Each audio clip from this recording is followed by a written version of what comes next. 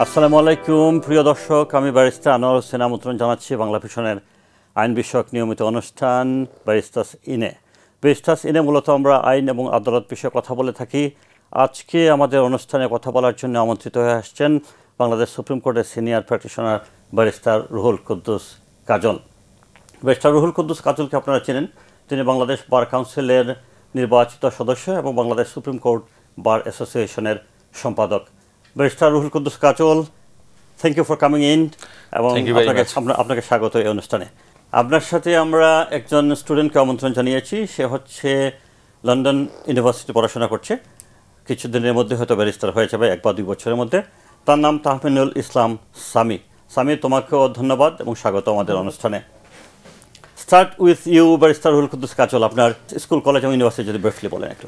আমার আসলে SSC pass করেছি আমি 1986 সালে মহেশপুর হাই স্কুল, যেটা ঝিনাইদহ জেলায় অবস্থিত। আমি 1988 সালে ঢাকা যশোর ক্যান্টনমেন্ট কলেজ থেকে এইচএসসি পাস করেছি। এবং আপনি জেনে খুশি হবেন যে তৎকালীন সময়, এখনকার সময় সিজিপিএ সিস্টেম ছিল না, তখন ডিভিশন ছিল, বোর্ড স্ট্যান্ড ছিল, তো সেটা সেই সৌভাগ্য আমারও হয়েছিল। এরপর আমি ঢাকা বিশ্ববিদ্যালয় থেকে এলএলবি অনার্স এলএলএম করেছি এবং এলএলবি অনার্স এলএলএম করার পরে আমি 1995 সালে ঢাকা আইনজীবী সমিতির প্রথম অ্যাডভোকেট তালিকাভুক্ত হই এবং 7ই মার্চ 1996 সালে আমি সুপ্রিম কোর্টের হাইকোর্ট বিভাগের আইনজীবী হিসেবে নিযুক্ত হই।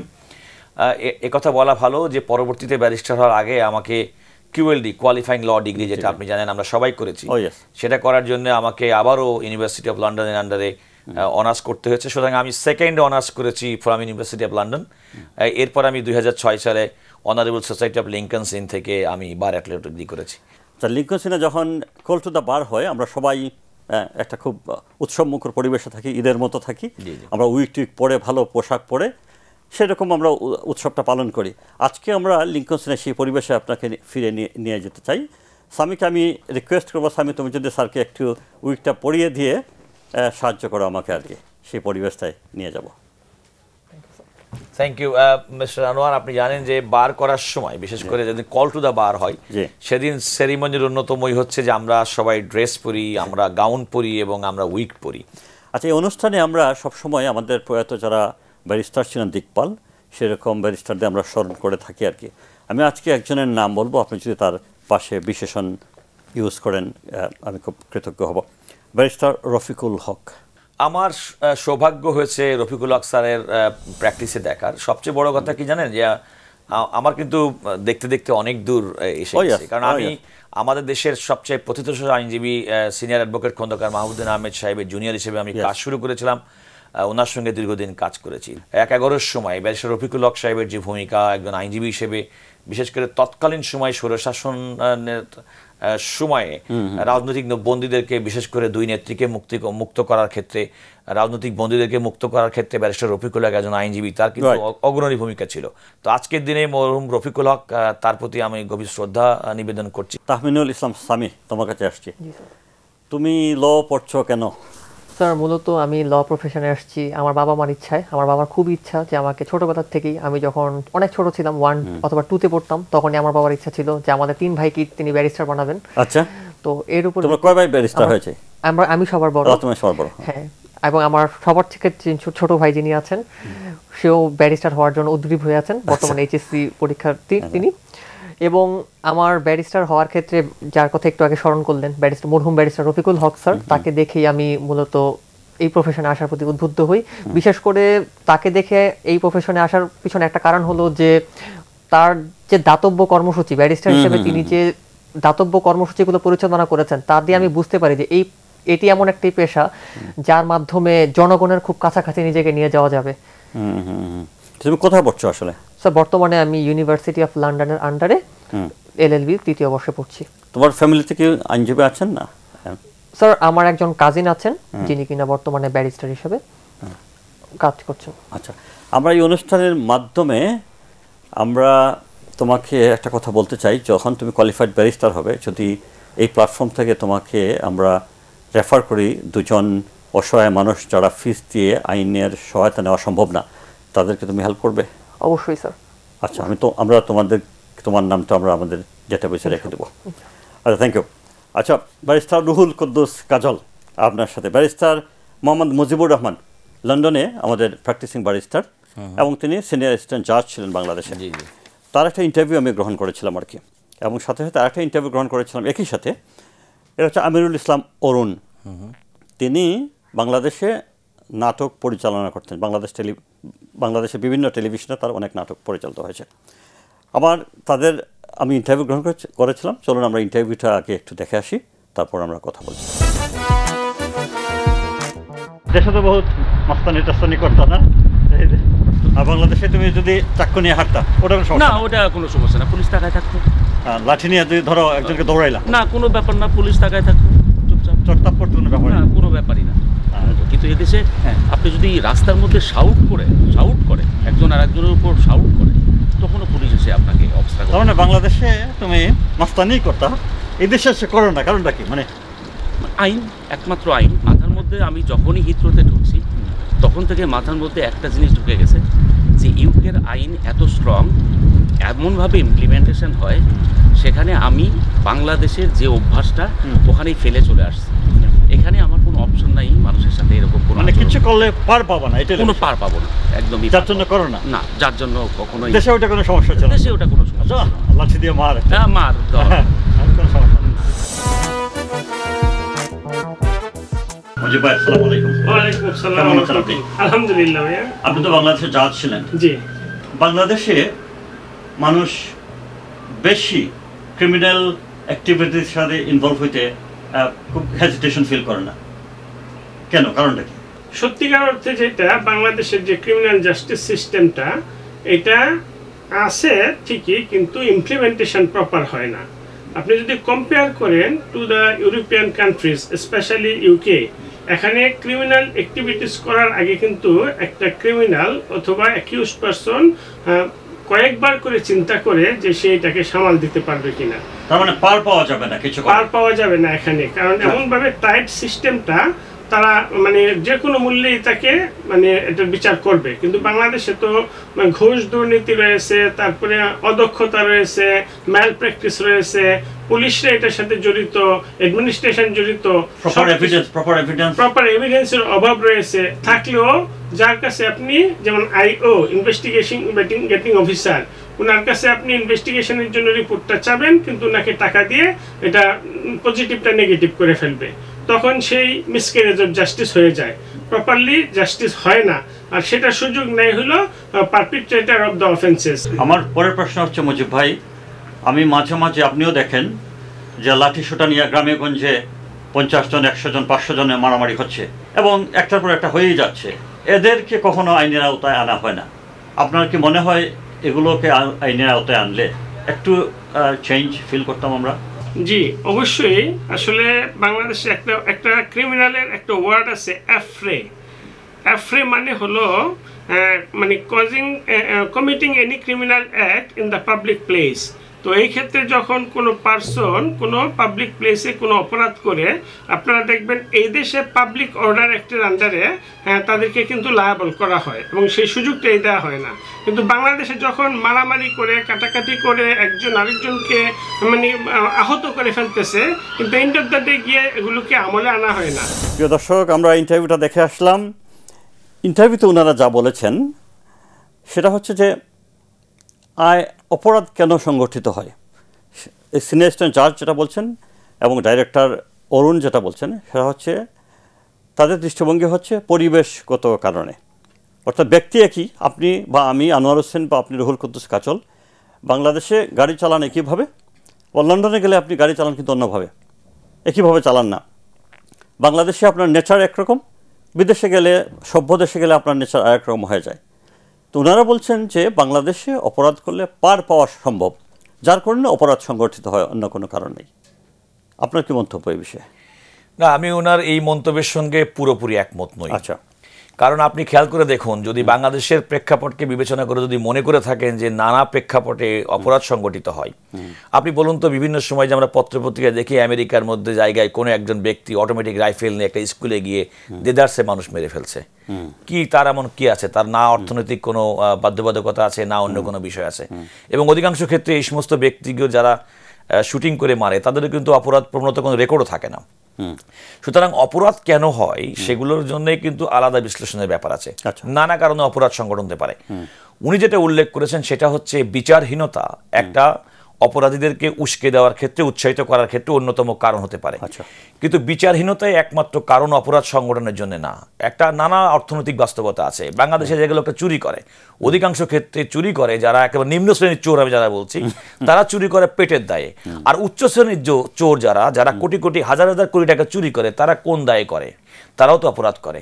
বর্তমান অন্তর্বর্তীকালীন সরকার গঠিত হওয়ার অন্যতম মূল কারণ হচ্ছে বিগত ফ্যাসিবাদ আমলে বিভিন্ন ব্যক্তি, বড় বড় চোর এবং ডাকাত যারা হাজার হাজার কোটি টাকা বাংলাদেশ থেকে লোপাট করে বিদেশে নিয়ে গেছে, তাদের কি এমন অভাব ছিল তাদের চুরি করতে হলো? সুতরাং অতএব আপনি যদি কোনো কারণে, অথচ দেখেন বাংলাদেশের প্রেক্ষাপটে যে কথাটাই মুজিবুর রহমান সাহেব বলেছেন, আমি তাকে পার্সোনালি খুব চিনি একজন, পরবর্তীতে তাকে আমি লন্ডনে পেয়েছি। দেখুন, যে লোকটা পেটের দায়ে চুরি করছে তার কিন্তু বিচারটা কিন্তু আমরা খুব সহজে দেখতে পাচ্ছি, কিন্তু যে লোকটা এরকম শত শত হাজার হাজার লক্ষ লক্ষ 18 কোটি মানুষের অর্থ লোপাট করে বিদেশে চুরি করে নিয়ে গেল, তার বিচার কিন্তু আমরা খুব সহজে দেখি না। সুতরাং এই কারণে বাংলাদেশে যেটা সামাজিক বাস্তবতায় যেটা হচ্ছে যে আপনি যদি খুব ক্ষমতাশালী ব্যক্তি হন তাহলে আপনার সহজে বিচার হবে না। আপনি খুব বিত্তশালী ব্যক্তি, ব্যাংক লুট করেন, আপনি শেয়ার বাজার লুট করেন, আপনার খুব বেশি বিচার হবে না। ওনারা তো বলছেন যে পার পাওয়া চায়, সেই কারণে আমি সেটাই বলছি, এই বিচারহীনতার সংস্কৃতি একটা কারণ। কিন্তু আমি বলছি যে এর বাইরেও সমাজের নানা রকম, যে লোকটা মাদক গ্রহণ করে 2 শ্রেণীর মানুষ, একদম নিম্ন শ্রেণীর মানুষ, হাইকোর্ট মাজার এলাকায় যে দেখবেন কিছু মানুষ সিরিঞ্জ ঢুকাচ্ছে, আর দেখবেন অধিকাংশ ক্ষেত্রে অত্যন্ত উচ্চবিত্ত পরিবারের আদুরে দুলাল সন্তানরা। তো তাহলে বোঝা যাচ্ছে যে কোনো একটা সুনির্দিষ্ট কারণ নেই। তাহলে যে লোকটা একেবারে নিম্ন প্রান্তিক মানুষ, তার যে আপনার যে সামাজিক প্রেক্ষাপট, অর্থনৈতিক প্রেক্ষাপট, আর উপরে যে তলার যে ধনী দুলালি যে ছেলে, তার যে প্রেক্ষাপট, দুটা কিন্তু সম্পূর্ণ ভিন্ন। সুতরাং অর্থই একমাত্র কিন্তু ফ্রাস্ট্রেশনের মূল কারণ না। যে লোকটা চাকরি পাচ্ছে না, সে যদি কোনো কারণে মাদক গ্রহণ করে, যিনি চাকরি পেয়ে অর্থবিত্তের মালিক তিনিও গ্রহণ করছেন। এগুলো হচ্ছে একটা সামাজিক প্রেক্ষাপটে যে কোনো সমাজ কতটা সভ্য, কতটা সুশাসন দ্বারা পরিচালিত তার উপর নির্ভর করে। একটা সমাজ এবং রাষ্ট্রে যখন সুশাসন প্রতিষ্ঠিত হবে তখন অপরাধ প্রবণতা অটোমেটিক্যালি কমে যাবে। প্রিয় দর্শক, আমরা এখন একটা কমার্শিয়াল ব্রেকে যাচ্ছি, ফিরছি এক্ষুনি।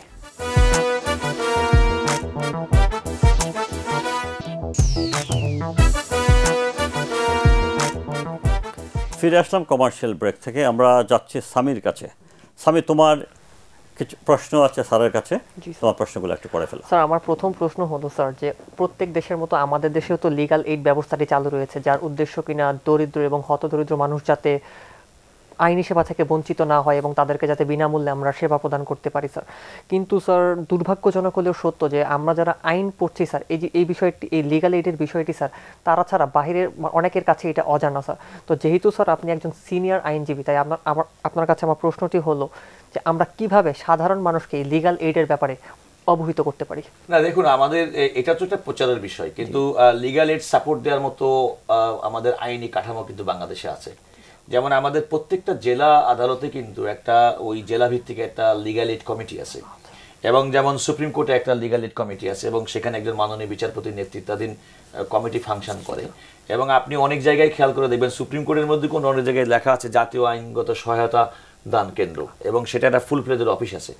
এখন বাংলাদেশে যেটা হয় কি, এই লিগ্যাল এইডে যাওয়ার চেয়ে মানুষ বরং একজন আইনজীবীকে এনগেজ করতে বেশি পছন্দ করে।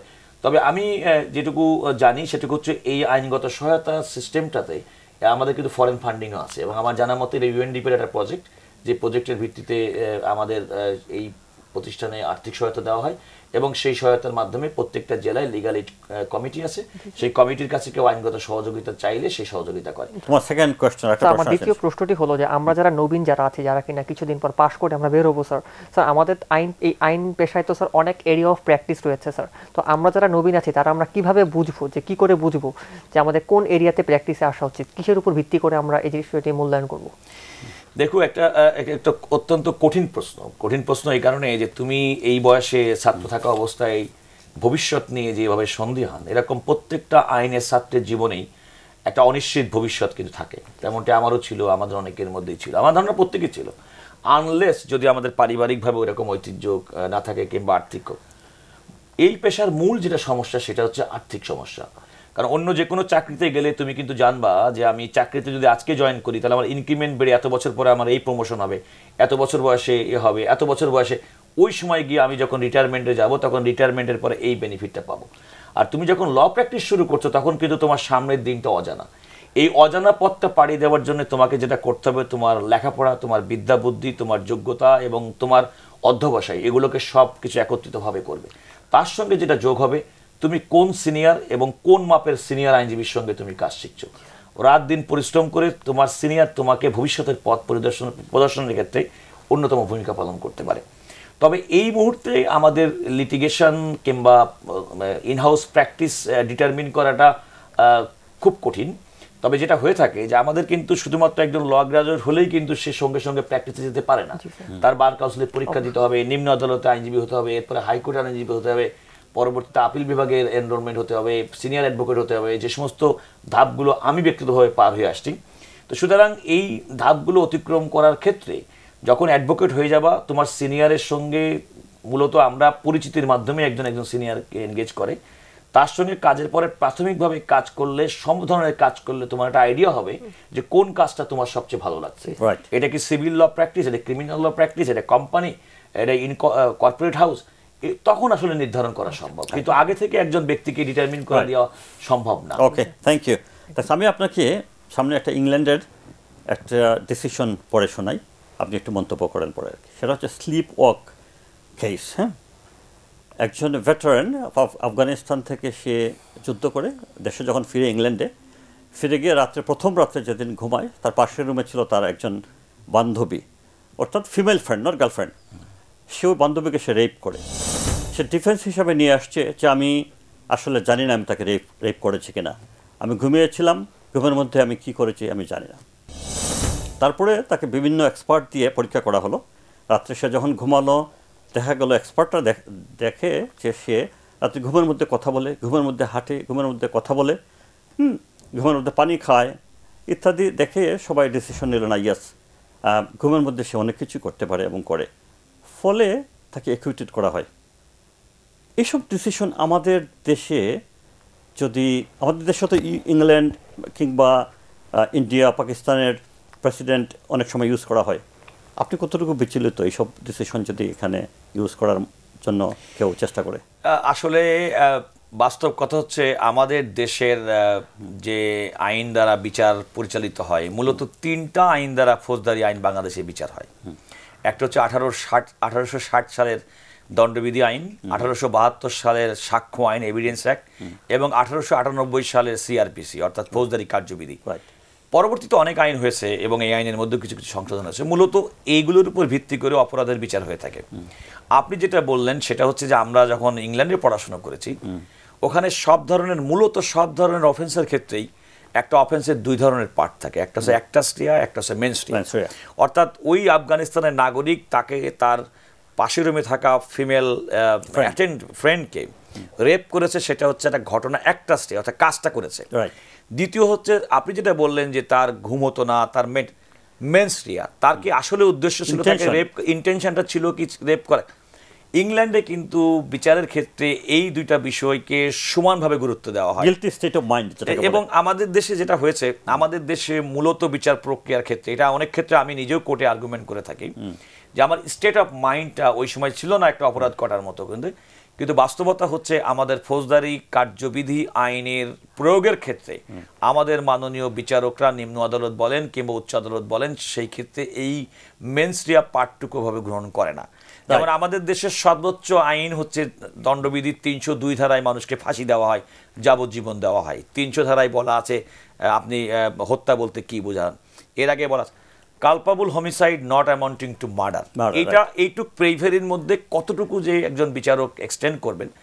আরেকটা হচ্ছে যে কথাটা আপনি বললেন যে ইংল্যান্ডের মতো জায়গায় যেখানে বিচার তারা সর্বোচ্চ চেষ্টা করে যেন একটা ন্যায় বিচার প্রতিষ্ঠিত হয়, আমাদের ঠিক ওই রকমভাবে আমাদের বিচার ব্যবস্থা গড়ে ওঠেনি। এবং গড়ে ওঠেনি বলেই এই মেন্স-রিয়া, এই মানসিক পার্ট, তার মনের যে কি অবস্থা ছিল ঘটনার সময়, সেই বিষয়টা কিন্তু বিচারের ক্ষেত্রে বিবেচনা করা হয় না। Thank you. আমি আগে বলেছিলাম আমাদের সময় টাইট, আমাদের সময় শেষ। ধন্যবাদ ব্যারিস্টার রুহুল কুদ্দুস কাজল এবং সামি, তোমাকেও। প্রিয় দর্শক, এই ছিল আমাদের আজকের আয়োজন। আগামী সপ্তাহে নতুন কোনো গেস্টকে নিয়ে আপনাদের সামনে হাজির হব। সেই পর্যন্ত ভালো থাকবেন। আল্লাহ হাফেজ।